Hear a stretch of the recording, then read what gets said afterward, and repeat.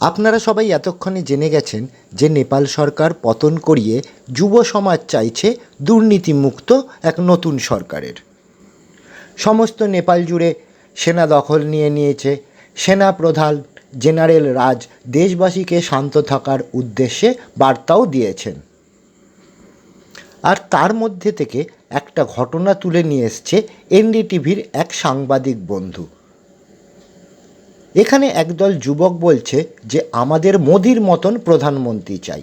শুনে ভারতীয় হিসাবে আমার এবং যারা মন থেকে রাষ্ট্রবাদী তাদের গর্বে বুক ফুলে যাবে। শুনুন কি বলছে নেপালের জনগণ। मोदी जैसा यहाँ पे होना चाहिए। वो इंडिया का मोदी है ना, मोदी जैसा सरकार होता तो यहाँ पे पूरा थोड़ा कुछ आगे जाता। नेपाल भी कई देशों ने जान लेते। अब हमें केपी ओली नहीं चाहिए। हमारा नेता कैसा हो, नरेंद्र मोदी जैसा हो, ये मांग भारत में नहीं बल्कि सुलगते नेपाल में उठ रही है।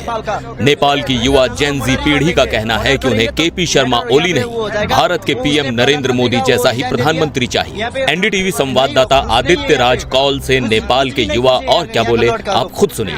अब जब केपी शर्मा ओली भाग गए हैं यहाँ से, आपको क्या लगता है किस तरीके का नेता यहाँ पर होना चाहिए? मोदी जैसा यहाँ पे होना चाहिए। वो इंडिया का मोदी है ना, मोदी जैसा सरकार होता तो यहाँ पे पूरा थोड़ा कुछ आगे जाता। नेपाल भी कई देशों ने जान लेते। अब हमें केपी ओली नहीं चाहिए। केपी ओली जहाँ पे है ना उसको मार डालेंगे। वो दुबई गया है, दुबई में भी लड़के लोग है यहाँ का नेपाल का, उसको मर्डर ही कर देंगे। मर्डर करेंगे तब मैटर यहाँ पे वो हो जाएगा। वो उसने प्रधानमंत्री का वो रिजाइन दे दिया। यहाँ पे नहीं खुश नहीं है, यहाँ पे कुछ भी नहीं खुश है यहाँ का लड़का लोग। उसको तो आज तो खुश है। ये देखो शमशान बहुत आग लगाए।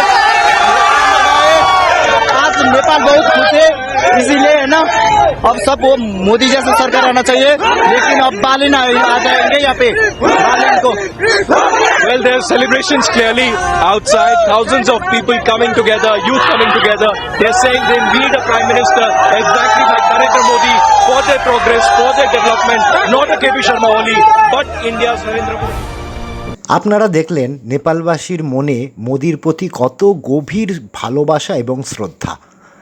তাদের মুখে একটাই কথা, মোদিকে চাই, অলিকে চাই না। অলি যেখানেই থাকুক আমাদের নেপালিরা ওকে শেষ করে দেবে। এই চরমতম ঘৃণার থেকে বোঝা যায় দুর্নীতির শিকড় কতটা গভীর পর্যন্ত ছিল, যে রাষ্ট্রপতি ভবন জ্বালিয়ে দিয়েও তাদের মনে শান্তি আসেনি।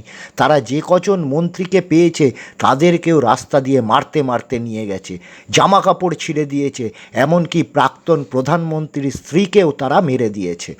এখন আমাদের ভারতের বিদেশ মন্ত্রকের তরফ থেকে ভারতীয়দের উদ্দেশ্যে বিবৃতি দিয়ে বলা হয়েছে যে ভারতীয়রা যেন নেপাল সরকারের কথা শুনে চলে, তারা কোনো রকমভাবে যেন কোনো প্ররোচনায় পা না দেয়। আমরা এর আগে একটা খবর করেছিলাম, আপনারা নিশ্চয়ই দেখেছেন, যে আগামী 15ই সেপ্টেম্বর ভারতে আসছেন প্রধানমন্ত্রী রাজনাথ সিং, অজিত দোভাল ও সিডিএস অনিল চৌহান। আর তার 5 দিন আগেই নেপাল সরকারের পতন হয়ে গেল। আপনারা এটাকে কিভাবে দেখছেন আমি জানি না, তবে ইস্টার্ন কমান্ডের গুরুত্ব যেরকম বাড়ছে সেরকম সমান গুরুত্ব বাড়ছে চিকেন স্নেকেরও। আর এই খবরটাই আগেই পেয়ে গিয়েছিলেন আমাদের ভারতীয় অরণ্যদেব অজিত দোভাল মহাশয়, যখন কিছুদিন আগে তিনি কলকাতায় আসেন। আর তখনই তিনি সব রকম গুটি সাজিয়ে দিয়ে চলে যায়।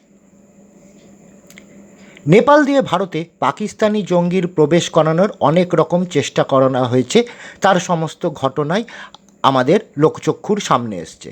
আর এর ফলে বর্তমানে ইন্দো নেপাল বর্ডারের গুরুত্ব যে বাড়ল সেটা বলার উপেক্ষা রাখে না। এদিকে আমাদের বাংলার মুখ্যমন্ত্রী 3 দিনের সফরে উত্তরবঙ্গ গেছেন জমির পাট্টা বিলি করতে। সত্যিই কি তাই, নাকি এর পেছনে রয়েছে অন্য কোনো ঘটনা, তা জানতে আমাদের পরবর্তী প্রতিবেদনে লক্ষ্য রাখুন। আমাদের প্রতিবেদন আপনাদের কেমন লাগলো আমাদের কমেন্ট করে জানান। আর চোখ রাখুন ভিআই নিউজ বাংলার ইউটিউব চ্যানেলে সব খবর সবার আগে পাওয়ার জন্য। নমস্কার, সাথে থাকবেন, পাশে থাকবেন।